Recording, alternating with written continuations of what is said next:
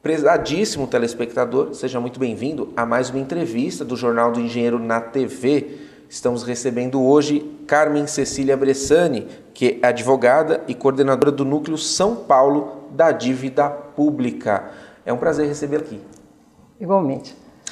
Carmen, primeiramente, o que é esse núcleo que vislumbra a dívida pública, tenta entendê-la, o que ele faz? Pode explicar para nós, por favor?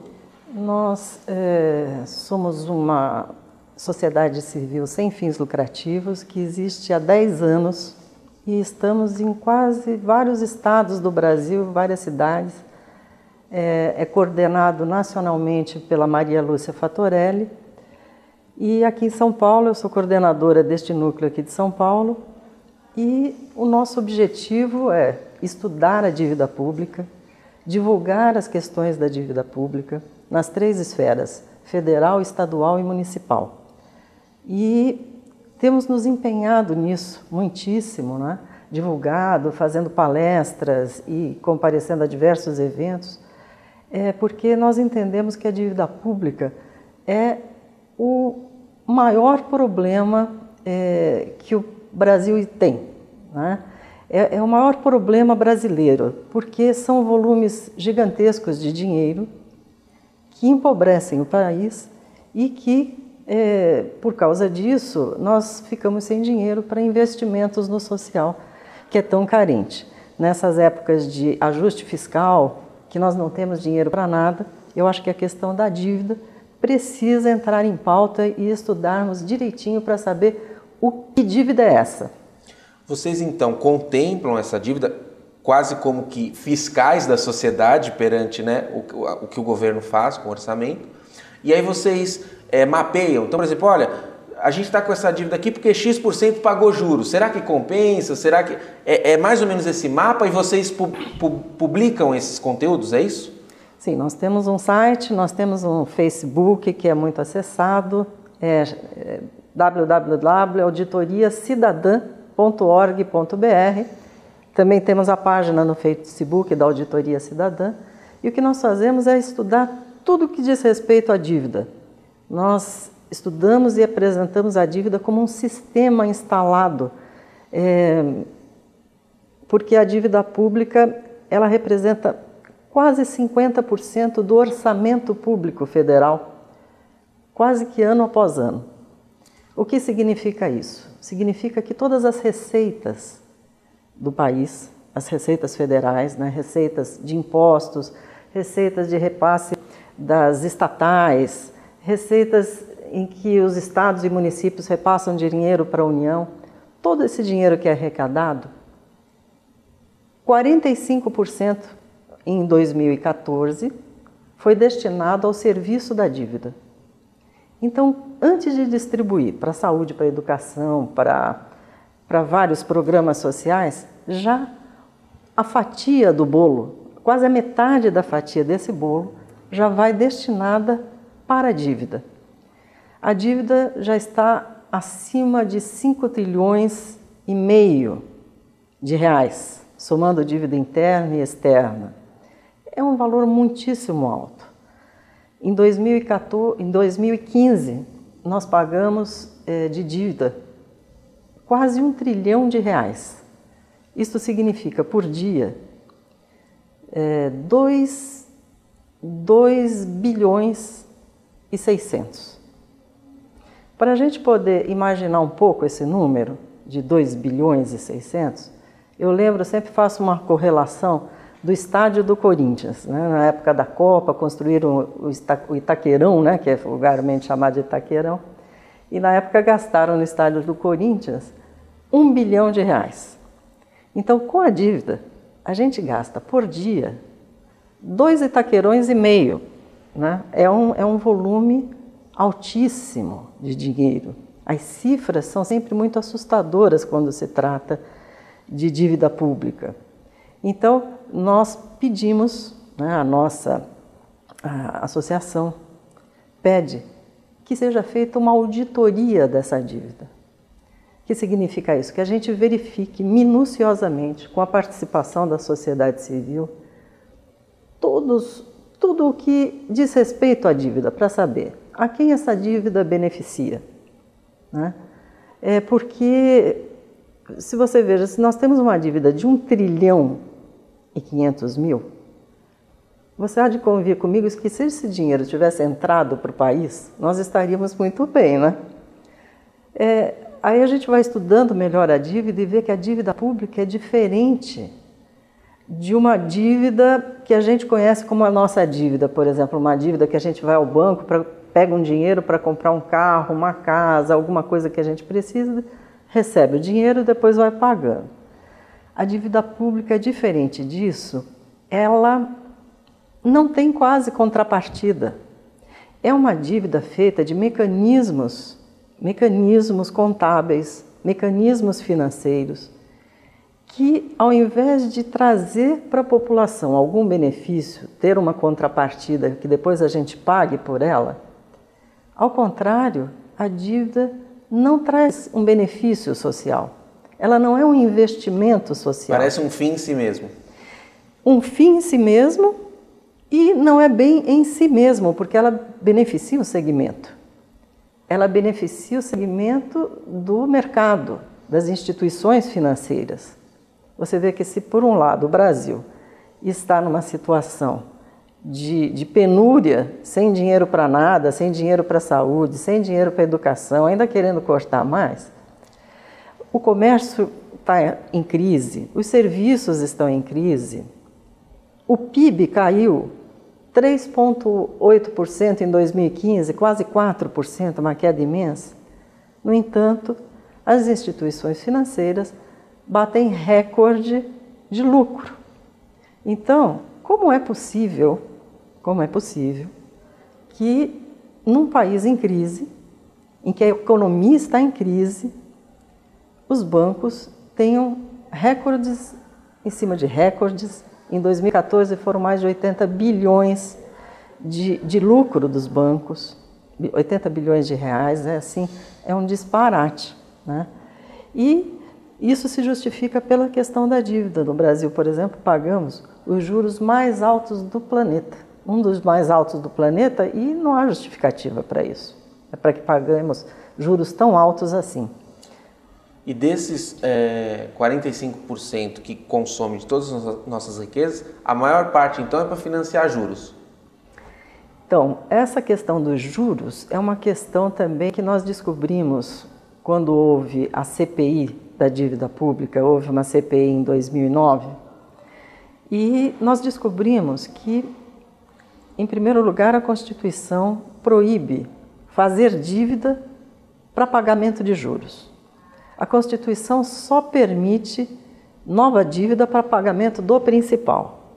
Então, o que a gente descobriu na contabilidade disso? A gente descobriu que o governo, há muito tempo, vem fazendo uma maquiagem na contabilidade. Ele só lança uma parte dos juros como juros. Ele põe a parte dos juros real. O juros nominal, que envolve a correção, essa parte de correção, não vai como juros. Ela tem sido contabilizada como principal. É uma maquiagem inconstitucional que coloca uma boa parcela de juros para dentro do principal. O que acontece em relação a isso? Fica maquiado o valor dos juros que nós estamos efetivamente pagando, né? Porque só uma parte é que aparece, que é a parte dos juros real, e aquilo que a gente vai chamar de principal, que seria a parte do valor mesmo devido, pode ser até que hoje a gente precisaria de uma auditoria para apurar esses percentuais, mas pode ser que hoje a gente esteja pagando exclusivamente juros ali dentro. Ou seja, aí a dívida fica eterna, né? A dívida fica eterna, quanto mais a gente paga, mais a gente deve, né? E esse dinheiro que a gente paga não volta para a sociedade, né? Não tem Nós crescemos, por exemplo, em 11 meses de 2015, nós crescemos aí quase 1 trilhão a dívida pública interna. Onde foi parar esse dinheiro? Como a gente teve um crescimento desse de dívida? Se a dívida cresceu desse jeito, o que é que aconteceu? Entrou esse dinheiro para a sociedade? Não. A gente está vendo que não tem dinheiro para nada. Então, são esses mecanismos e só uma auditoria vai poder nos ajudar a saber por que é que nós pagamos esses juros absurdamente altos, enquanto no mundo os juros estão próximos aí em torno de 1%. Né? Nós pagamos aqui juros tremendamente altos, a Selic está muito alta e ainda se negocia dívidas acima da Selic. Isso, a Selic é só uma margem, ela deveria até limitar, mas quantos e quantos juros são acima da Selic? Né? Ainda acima da Selic, exatamente. Carmen,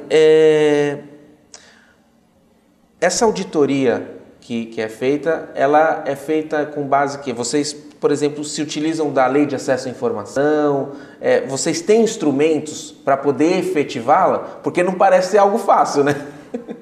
A auditoria precisaria ser feita de uma forma institucional, precisaria ser convocada uma auditoria da dívida, né? E precisaria que ela fosse com participação social. Faltando isso, surgiu a auditoria cidadã, é isso? Não, a auditoria cidadã luta por isso. Então, na falta dessa auditoria institucional, a sociedade se organizou para lutar por isso. Nós não teríamos condição de fazer uma auditoria paralela, é muito complicado. A gente luta para que haja esta auditoria institucional, né? E para colocar o país a limpo. Isso é plenamente possível, porque nós participamos, através da nossa coordenadora nacional, Maria Lúcia Fatorelli, esteve, por exemplo, no Equador, em 2010. O presidente do Equador viu que a dívida lá era extremamente elevada, assim que ele assumiu, e ele convocou um grupo internacional, nacional e internacional, lá para o Equador, para fazer uma auditoria da dívida no Equador. E levantaram inúmeras irregularidades na dívida do Equador. E com certeza é muito menor que a nossa, né? Muito menor do que a nossa, mas muito parecida com a nossa. As dívidas da América Latina são muito parecidas, o formato, os contratos, os títulos são muito parecidos. E descobrimos muitas ilegalidades lá que provavelmente poderiam se repetir no Brasil. Diante de tais irregularidades, o presidente chamou o mercado e disse, olha, as irregularidades estão aqui apuradas nessa auditoria que nós fizemos no país e reduziram a dívida em 30%. Olha, eu queria deixar frisado uma coisa, não se trata de calote da dívida, de não pagar, olha, eu devo, mas não pago, não é isso. A auditoria, ela existe e a gente luta por ela para que a gente só pague efetivamente aquilo que a gente realmente deve. Porque o que nós acreditamos é que nós estamos pagando uma dívida que não é nossa, uma dívida que na sua maior parte é ilegal, é ilegítima e que uma auditoria poderia nos trazer uma redução significativa, poupando recursos para os investimentos sociais. No próximo bloco a gente vai tratar mais desse assunto, tá bom, Carmen? Tá bom. A gente já volta, você não pode sair daí.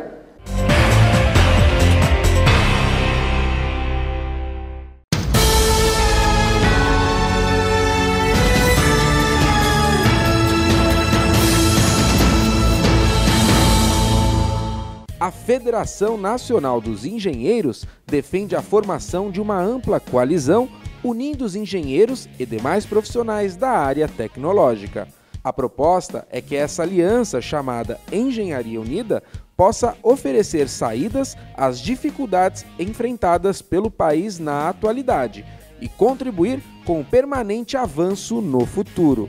O movimento Engenharia Unida foi lançado durante a cerimônia de posse da diretoria da Federação Nacional dos Engenheiros, dia 28 de março, em São Paulo. Nós estamos passando por um processo muito rico.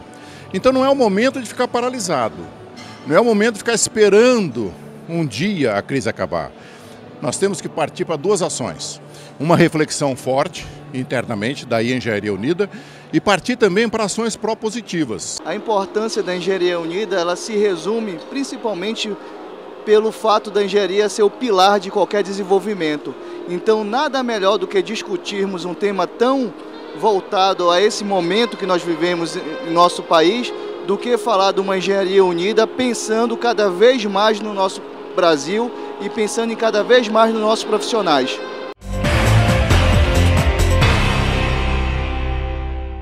Estamos de volta na entrevista do Jornal do Engenheiro, falando sobre a dívida pública.